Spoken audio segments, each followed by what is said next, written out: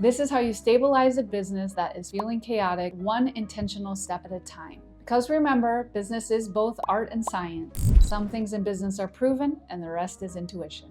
When your business feels chaotic, the biggest mistake you can try to make is fix everything at once. Because most of the time, everything isn't broken, it just feels that way.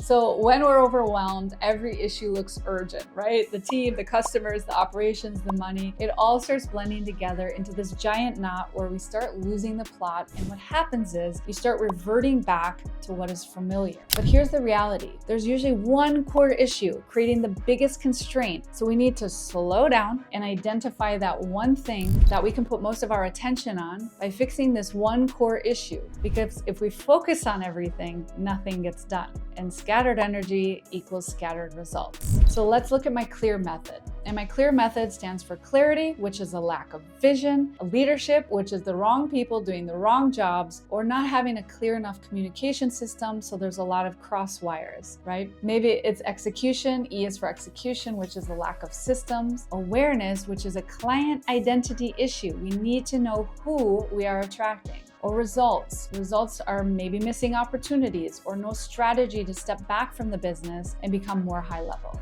Now, this becomes much easier to see when we take a few steps back and look at it from a new perspective and a more high-level strategic vantage point, because I promise you, you will not be able to see clearly in panic mode. So first I look for patterns, and I want you to start with an old school piece of paper and a pen and start writing down all of your issues. And these might be issues that keep coming up and keep repeating themselves. Maybe they're frustrations that you're having, and maybe they're complaints that you keep hearing from management, customers, or staff. But when you hear, we've always done it this way, that means there is no system.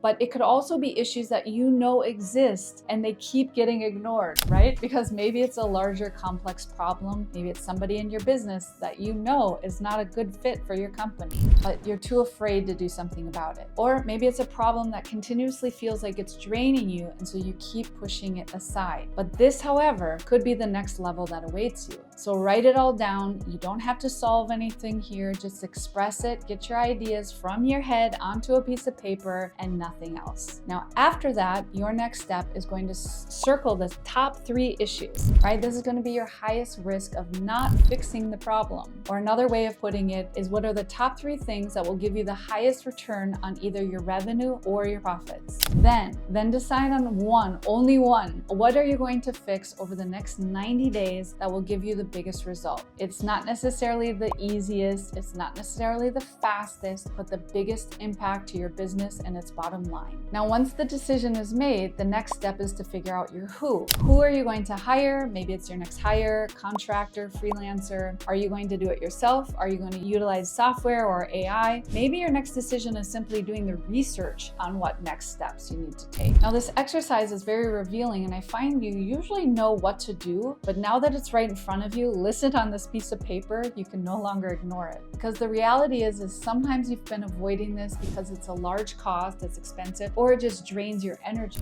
But what you need to decide as a business owner is the investment around your decision. Because if you've concluded that whatever this top thing is in your business and is the biggest constraint, it is time to face it and time to address it. And if it feels too big, there might be work around this expansion. Is this bringing up fear of making the wrong decision? Maybe it's bringing up the fear of success or it actually working. Maybe you're feeling anxiousness around it, because the reality is, unfortunately or fortunately, business is simple, but we as humans make it more complex and we put so much emotion into it. So the ceiling of our business is our own comfort level. So maybe the lesson here is to sit in this discomfort. Now, I have many real life examples, but here's one. I worked with this client around a CRM system, right? And it didn't fulfill their needs, and they knew this, and it was holding their business back, and it was the biggest constraint because too many things were being done manually, which made hiring really difficult, and they didn't have any sales from online, so they had no revenue from online. But they've convinced themselves somehow why they couldn't do it. And it was expensive, it was too time consuming, they were too busy. But after some discussions, I realized there was a serious trauma around this because of their previous experience. And I would maybe even argue that there was some fear of success. Now, once we finally put the system in place, it unlocked efficiency of the team. It created the online revenue they were looking for, which was much higher profits, and the optimization of the business as a whole became a lot more well executed. Now that it's done, it is clear that this was being avoided, and the excuses they had were simply that. They were just excuses. So this is not an exercise to be hard on yourself. It's an exercise to find the boundaries and discover your expansion points. And when you see your business issues on paper, it gets a lot harder to avoid what you already know is true. So just take that next step, break it down into that one thing that you know you need to do over the next 90 days. And again, maybe this one thing is just doing research around options, or finding the person who can help you execute the issues, or writing the plan to find the clarity. But the idea is to simplify this so it becomes very digestible, so you stop avoiding it. And I hope I'm getting through to you on why trying to fix everything at once doesn't work. You end up wasting a lot of time on symptoms instead of solving the cause. And sometimes addressing the avoidance of certain issues is waiting to be unlocked. And I can't tell you how many times I've heard, I'm too busy for this right now. But that busyness is often avoidance. So even if it's taking 2 hours out of the week to solely focus on what really needs fixing, this is when you start realizing that you need to start focusing on the right thing, the real thing, so your business can find its footing again.